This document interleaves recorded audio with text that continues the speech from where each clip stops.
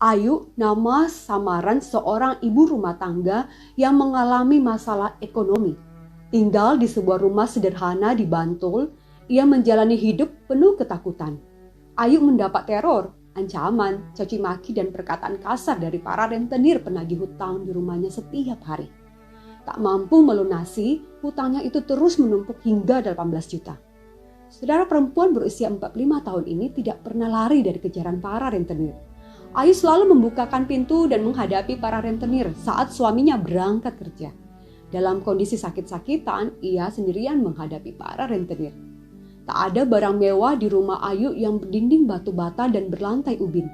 Dapurnya menyatu dengan ruang tamu. 2 sepeda menjadi barang berharga yang tersisa.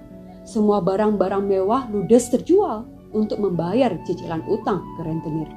Utangnya kepada 70 rentenir menumpuk hingga 18 juta.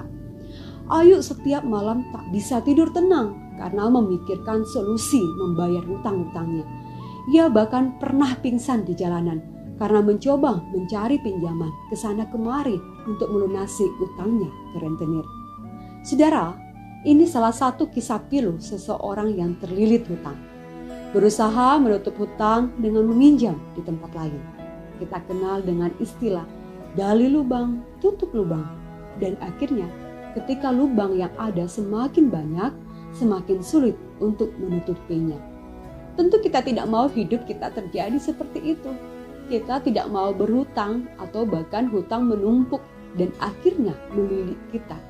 Kita berusaha sebisanya melunasi hutang-hutang kita.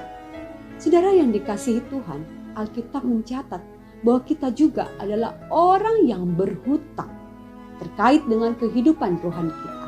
Roma pasal 8 ayat 12-15 berkata demikian. Jadi saudara-saudara, kita adalah orang berhutang, tetapi bukan kepada daging supaya hidup menurut daging. Sebab jika kamu hidup menurut daging, kamu akan mati. Tetapi jika oleh roh kamu mematikan perbuatan-perbuatan tubuhmu, kamu akan hidup. Semua orang yang dipimpin roh Allah adalah anak Allah. Sebab kamu tidak menerima roh perbudakan yang membuat kamu menjadi takut lagi. Tetapi kamu telah menerima roh yang menjadikan kamu anak Allah. Oleh roh itu kita berseru, ya Aba, ya Bapa. Saudara yang dikasihi Tuhan, Alkitab mencatat bahwa upah dosa adalah maut. Manusia yang berdosa upahnya adalah hukuman. Saudara, kebenaran ini berlaku secara umum bagi semua orang, tidak pandang bulu, sebaik apapun orang itu. Namun Yesus datang mengampuni segala pelanggaran kita, segala dosa kita, segala hutang-hutang kita, dengan menghapuskan surat hutang yang oleh ketentuan-ketentuan hukum mendakwa dan mengancam kita. Dan itu ditiadakannya dengan memakukannya pada kayu salib. Saudara, Yesus telah membayar semua hutang dosa kita. Itu artinya kita menjadi orang yang berhutang bukan lagi kepada daging tetapi oleh roh. Kita tentu tidak mampu melunasi hutang dosa kita.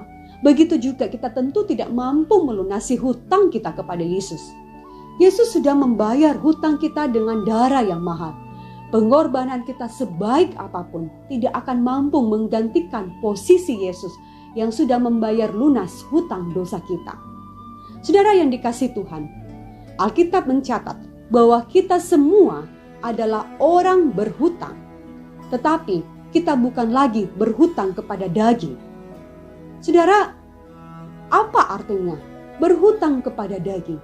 Berhutang kepada daging artinya kepada kehidupan lama kita dan hidup menurut kedagingan dengan segala nafsunya.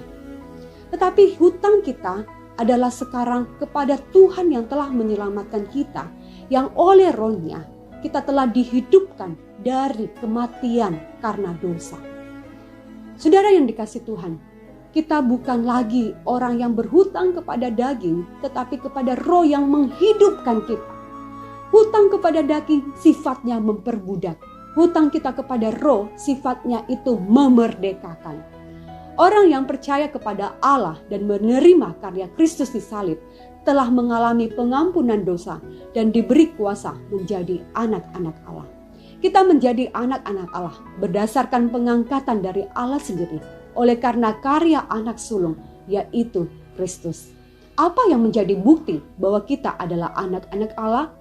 Roh Kudus memberi kesaksian di dalam hati kita bahwa kita adalah anak-anak Allah. Roh Allah juga menolong kita untuk mampu dan berani menyapa Allah sebagai Bapa kita. Kita tidak takut lagi dengan penghakiman karena dosa-dosa kita, tetapi kita menjadi anak-anak yang dimerdekakan dan dimampukan untuk hidup bagi Allah. Biarlah kita menerima anugerah setiap hari untuk kemudian hidup kita diserahkan untuk dikendalikan penuh oleh karya Roh Kudus dan kita bisa hidup menghasilkan buah-buah kebenaran. Tuhan Yesus memberkati kita. Amin.